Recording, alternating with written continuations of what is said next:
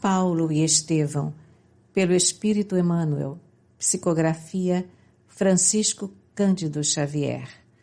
Primeira parte, capítulo 3, parte 3. Quando Simão parecia prestes a terminar a narrativa, não pôde conter-se e perguntou: e o Messias? Onde está o Messias? Há mais de 1 ano, exclamou o apóstolo, apagando a vivacidade com a lembrança triste, foi crucificado aqui mesmo, em Jerusalém, entre os ladrões. Em seguida passou a enumerar os martírios pungentes, as dolorosas ingratidões de que o Mestre fora vítima, os ensinos derradeiros e a gloriosa ressurreição do 3º dia. Depois falou dos primeiros dias do apostolado, dos acontecimentos do Pentecostes e das últimas aparições do Senhor no cenário sempre saudoso da Galileia distante. Gesiel tinha as pupilas úmidas.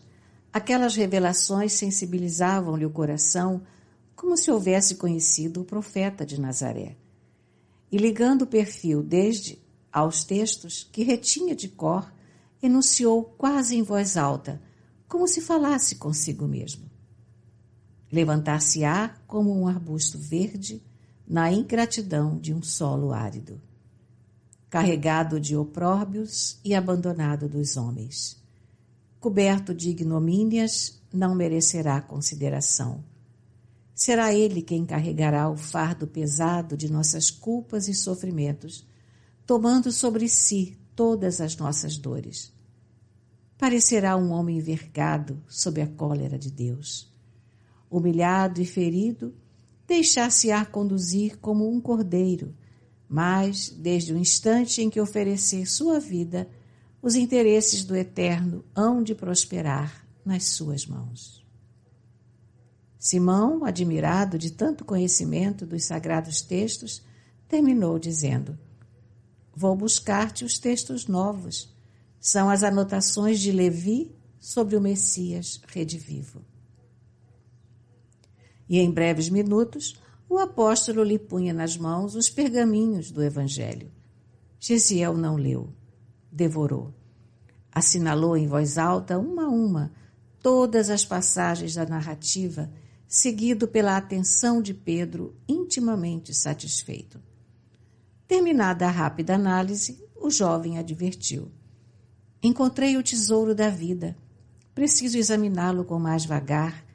Quero saturar-me da sua luz, pois aqui presinto a chave dos enigmas humanos. Quase em lágrimas, leu o Sermão da Montanha, secundado pelas comovedoras lembranças de Pedro. Em seguida, ambos passaram a comparar os ensinamentos do Cristo com as profecias que o anunciavam. O jovem hebreu estava comovidíssimo e queria conhecer os mínimos episódios da vida do Mestre. Simão procurava satisfazê-lo, edificado e satisfeito. O generoso amigo de Jesus, tão incompreendido em Jerusalém, experimentava uma alegria orgulhosa por haver encontrado um jovem que se entusiasmava com os exemplos e ensinamentos do Mestre incomparável.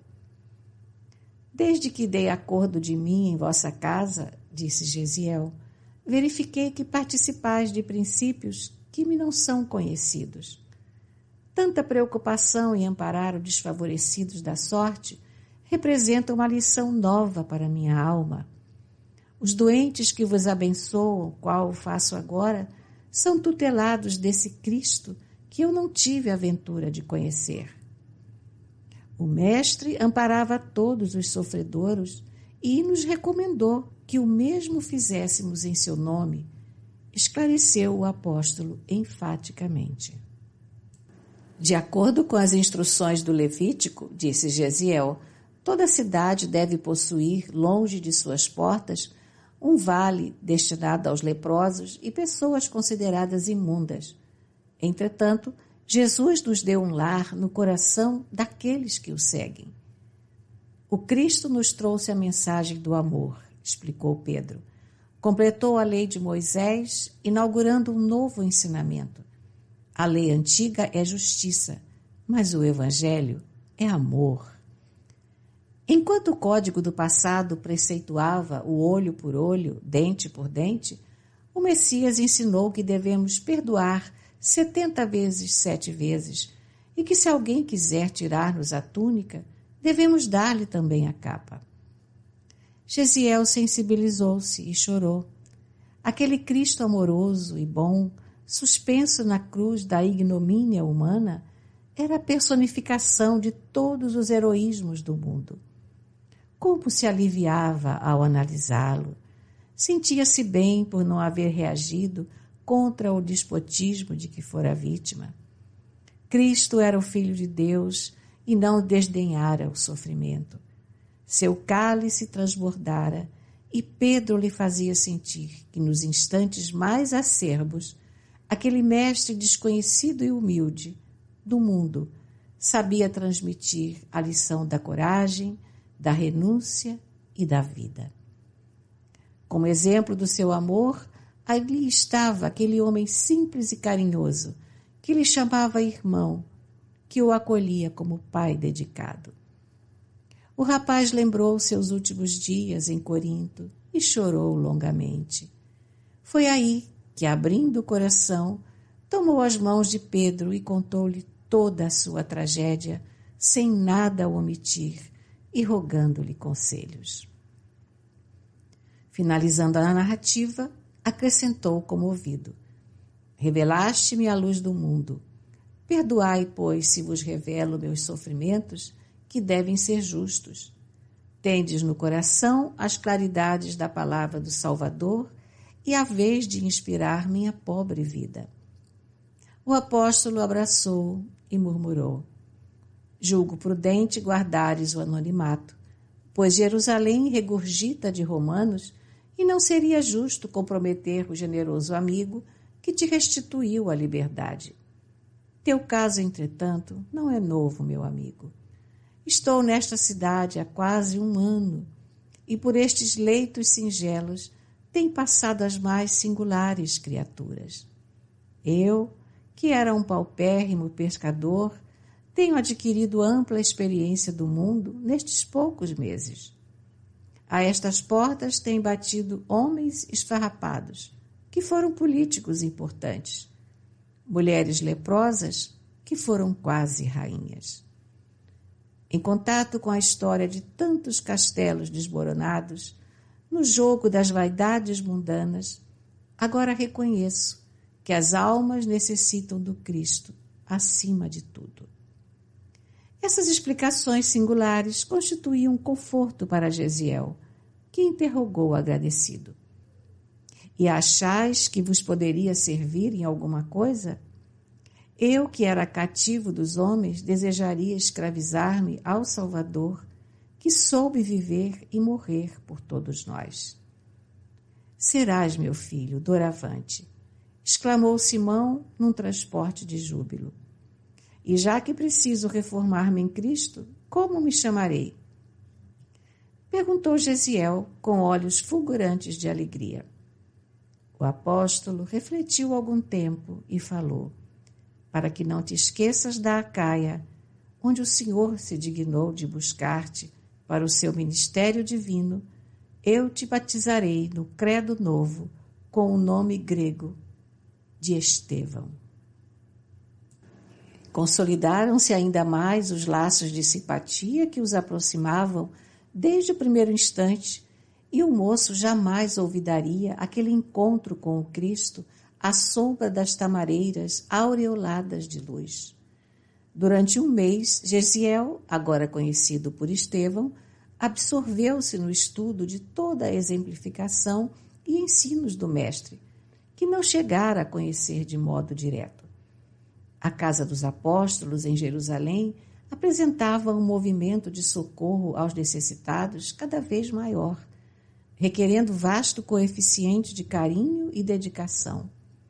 Eram loucos a chegarem de todas as províncias, anciães abandonados, crianças esquálidas e famintas. Não só isso, à hora habitual das refeições, extensas filas de mendigos comuns imploravam a esmola da sopa. Acumulando tarefas com ingente sacrifício, João e Pedro, com o concurso dos companheiros, haviam construído um pavilhão modesto, destinado aos serviços da igreja, cuja fundação iniciavam para difundir as mensagens da Boa Nova. A assistência aos pobres, entretanto, não dava tréguas ao labor das ideias evangélicas. Foi quando João considerou irrazoável que os discípulos diretos do Senhor menosprezassem a sementeira da palavra divina e despendessem todas as possibilidades de tempo no serviço do refeitório e das enfermarias, visto que dia a dia multiplicava o número de doentes e infelizes que recorriam aos seguidores de Jesus como a última esperança para os seus casos particulares. Havia enfermos que batiam à porta, benfeitores da nova instituição que requeriam situações especiais para os seus protegidos, amigos que reclamavam providências a favor dos órfãos e das viúvas. Na primeira reunião da igreja humilde, Simão Pedro pediu então nomeassem 7 auxiliares para o serviço das enfermarias e dos refeitórios, resolução que foi aprovada com geral aprazimento. Entre os 7 irmãos escolhidos, Estevão foi designado com a simpatia de todos. Começou para o jovem de Corinto uma vida nova. Aquelas mesmas virtudes espirituais que iluminavam a sua personalidade e que tanto haviam contribuído para a cura do patrício, que o restituíra à liberdade, difundiam entre os doentes e indigentes de Jerusalém os mais santos consolos. Grande parte dos enfermos, recolhidos ao casarão dos discípulos, recobraram a saúde. Velhos desalentados encontravam bom ânimo sob a influência da sua palavra, inspirada na fonte divina do Evangelho. Mães aflitas buscavam-lhe o conselho seguro. Mulheres do povo, esgotadas pelo trabalho e angústias da vida, ansiosas de paz e consolação, disputavam o conforto da sua presença carinhosa e fraterna. Simão Pedro não cabia em si de contente em face das vitórias do filho espiritual. Os necessitados tinham a impressão de haver recebido um novo arauto de Deus para o alívio das suas dores. Em pouco tempo, Estevão tornou-se famoso em Jerusalém pelos seus feitos quase miraculosos. Considerado como escolhido do Cristo, sua ação resoluta e sincera arregimentara em poucos meses as mais vastas conquistas para o evangelho do amor e do perdão. Seu nobre esforço não se limitava à tarefa de mitigar a fome dos desvalidos. Entre os apóstolos galileus, sua palavra resplandecia nas pregações da igreja, iluminada pela fé ardente e pura. Quando quase todos os companheiros, a pretexto de não ferirem velhos princípios estabelecidos, deixavam de ampliar os comentários públicos para além das considerações agradáveis ao judaísmo dominante, Estevão apresentava à multidão desassombradamente o Salvador do mundo, na glória das novas revelações divinas, indiferente às lutas que iria provocar, comentando a vida do Mestre com o seu verbo inflamado de luz. Os próprios discípulos surpreendiam-se com a magia das suas profundas inspirações. Alma temperada na forja sublime do sofrimento, sua pregação estava cheia de lágrimas e alegrias, de apelos e aspirações. Em poucos meses, seu nome era aureolado de uma veneração surpreendente.